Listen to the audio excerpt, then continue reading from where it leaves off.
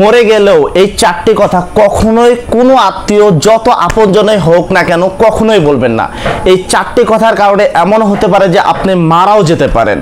কি এমন এই চারটি কথা, এই রহস্যময় চারটি কথা যা আমরা অজান্তে অনেক ক্ষেত্রে অনেক আত্মীয়দের, অনেক বন্ধুবান্ধব বা প্রিয়জনকে বলে থাকি, যা আমাদের জীবনের সবচেয়ে বড় ভুল, যার কারণে আমরা অপমানিত, লাঞ্ছিত এবং এমনকি আমরা মারাও যেতে পারি।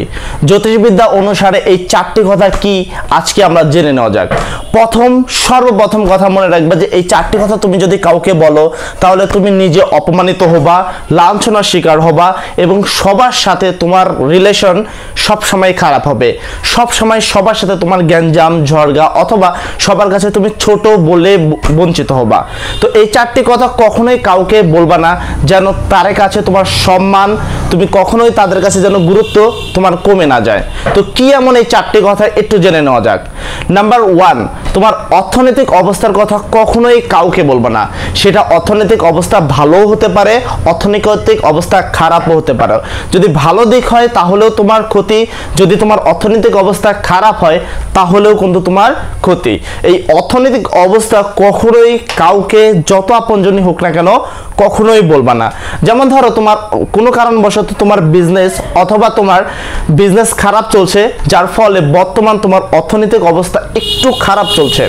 এবার এই অর্থনৈতিক খারাপ অবস্থা তুমি যদি তোমার আত্মীয় স্বজন বা তোমার বন্ধু বান্ধবকে বলো তাহলে দেখবা এখন থেকে তোমার গুরুত্ব কমে গেছে। তাদের কাছে তুমি যে গুরুত্ব আগে পাইতা এখন কিন্তু সেই গুরুত্বটা আর পাবাই না। তার পরবর্তীতে দেখবা তারা তোমার দিকে কেমন জানি একটি দৃষ্টিতে তাকিয়ে থাকে, যা তোমার কাছে মোটেও ভালো মনে হবে না, অপমানিত বলেই মনে হবা।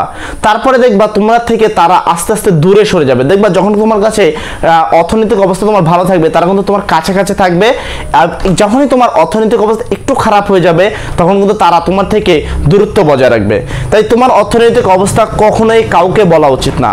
এবার এই অবস্থা, অর্থনৈতিক অবস্থা কিন্তু তোমার ভালো দিকটা হতে পারে। অনেকে বলতে পারো যে খারাপ দিকটা নাই বললাম, ভালো, আমার অনেক টাকা পয়সা আছে তাহলে আমি শো অফ তো করতেই পারি। হ্যাঁ, আমি এই ক্ষেত্রেও বলবো যে না, তুমি শো অফও করতে পারো না। যদি শো অফও করো তারপরেও তোমার অর্থনৈতিক অবস্থা শো অফের কারণেও তুমি অনেক ক্ষতিগ্রস্ত হতে পারো। যেমন ধরো তুমি যদি দেখাও যে তুমি অনেক প্রফিট রয়েছে, তোমার অনেক টাকা পয়সা রয়েছে, যার ফলে দেখবে কি তোমার সাথে হয়তো বা সবাই ঘনিষ্ঠতা বজায় রাখবে, তোমার সাথে সবাই সবসময় থাকবে, কিন্তু একটা সবচেয়ে বড় সমস্যা হবে সবার একটা এক্সপেকটেশন থাকবে তোমার উপরে। যে কেউ যখন তখন দেখবা তোমার যে কোনো আত্মীয় ছোটখাটো টাকা লাগলেও তোমার কাছে হাওলাত চেতে আসছে। যখনই তারা তোমার কাছে টাকা হাওলাত চেতে আসবে তুমি কিন্তু সবাইকে দিতে পারবা না। অনেক ক্ষেত্রে থাকবে যখন তুমি কি তাকে দিতে চাচ্ছ না বা তুমি তাকে দিতে পারছো না, সেক্ষেত্রে কিন্তু তার সাথে তোমার বন্ডিং খুবই খারাপ হয়ে যাবে এবং তার সাথে রিলেশন তোমার নষ্ট হয়ে যাবে। তো তোমার অর্থনৈতিক অবস্থা সেটা ভালো হোক খারাপ হোক কখনোই কাউকে বলা উচিত না। যদিও তোমার এটা ওয়াইফ অথবা পিতামাতা হলে এটা ব্যতিক্রম ব্যাপার। তারপরে নাম্বার 2, যে বিষয়টা কখনোই কাউকে বলা উচিত নয় সেটা হলো তোমার অপমানের কথা। দেখবা আমাদের জীবনে আমরা ভুল ত্রুটি কিন্তু করেই থাকি, কোনো না কোনো কারণবশত। আমাদের স্কুল লাইফ হতে পারে, আমাদের চাকরি লাইফ, এমপ্লয় লাইফ অথবা আমাদের বিজনেস লাইফ, যে কোনো লাইফে কোনো কারণবশত আমরা কিন্তু অপমানিত হয়েই থাকি। তো কোনো কারণবশত যদি আমরা অপমানিত হই এবং সেই কথাটা অনেক ক্ষেত্রে দেখা যাচ্ছে যে আমাদের রিলেটেড বন্ধুবান্ধব বা আমাদের ভালো যাদের সম্পর্ক তাদের সাথে কিন্তু আমরা কথাটা শেয়ার করি, কিন্তু আমরা এখানেই সবচেয়ে বড় ভুল করে থাকি।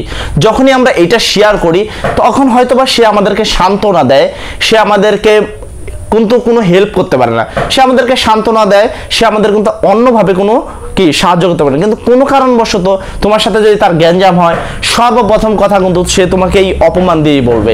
এটা নিয়ে তোমাকে এমনভাবে বলবে যে তোকে এইভাবেই অপমান করা উচিত। শুধু এতটুকুই যে ক্ষতি হবে এমনও নয়, তুমি মানহানিতে শুধু এইভাবেই পড়বে না, সে এই কথাটা তার আরো 10 জন বন্ধুকে বলবে। কেননা আমরা বাঙালি, আমরা একটা কথা জানি যে আমরা যদি কোনো একজন মানুষের খারাপ ঝরগা বা এই বিষয়গুলো দেখি আমরা কিন্তু সবার আগে সেখানে উৎসাহিত হয়ে যাই এবং থার্ড পার্টি হিসাবে অংশগ্রহণ করি। সেম ভাবে যখনই তুমি তোমার বন্ধুকে এই কথাটা বলবা বা তুমি অন্য কাউকে এই কথাটা বলবা তুমি কখন অপমানিত হয়েছো, তখন দেখবা সেও কিন্তু তার 10টা বন্ধুকে এইটা অনেক উৎসাহের সাথে বলবে, কিন্তু তাদের ওই 10 জনের কাছে এবং তার কাছে তুমি কিন্তু ছোট হয়ে গেলা। তাই তোমার নিজের অপমানের কথা কখনোই কাউকে বলা উচিত নয়। নাম্বার 3, তোমার রিলেশনশিপের কথা। হতে পারে তোমার স্ত্রী, হতে পারে তোমার পার্টনার, ঠিক আছে, লাইফ পার্টনার হতে পারে, অথবা তোমার বিএফ জিএফ যেই হোক না কেন, তোমার একজন আপনজন, এই আপনজনের খারাপ কিছু কথা কখনোই কাউকে বলবে না। যদি তোমার স্ত্রী হয় বা তোমার স্বামী হয়, তাহলে তার যে খারাপ দিক আছে সেই কথাটা কখনোই কাউকে বলবে না। অনেকে বলতে পারো ভাইয়া আমরা কেন আমার স্বামী স্ত্রী বা আমার বিএফ আমার জিএফ তার বিষয়ে খারাপ কথাটা আমি অন্য কাউকে বলবো? হ্যাঁ, এটা অনেকেই বলে।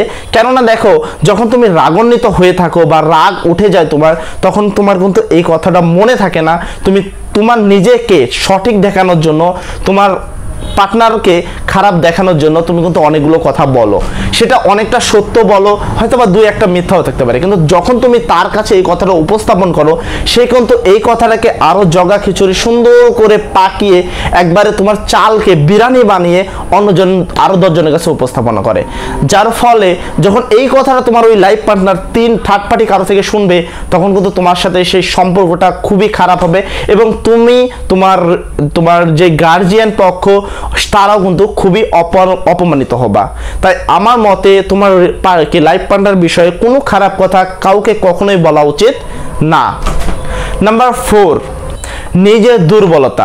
নিজের দুর্বলতা কখনো ভুলেও কখনোই কাউকে বলা উচিত না।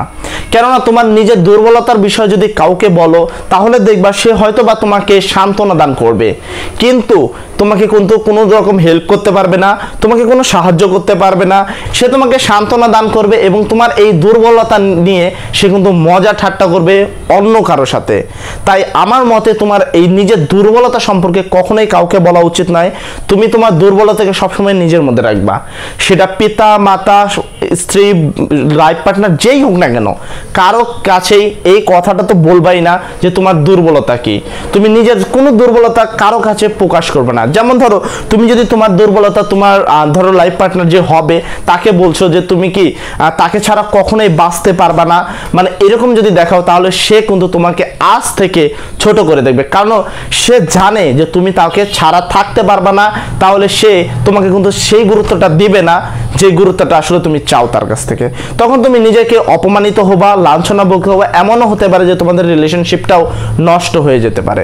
এছাড়াও তুমি তোমার বন্ধুদের সাথে বললেও তোমার দুর্বলতা নিয়ে তারা কিন্তু মস্কারাই করবে। তাই আমার মতে তোমার দুর্বলতা নিয়ে কখনোই কাউকে কিছু বলা উচিত নয়। জ্যোতিষবিদদের এই কূটনীতি থেকে এই 4টি টপিক কখনোই কাউকে বলা উচিত নয়।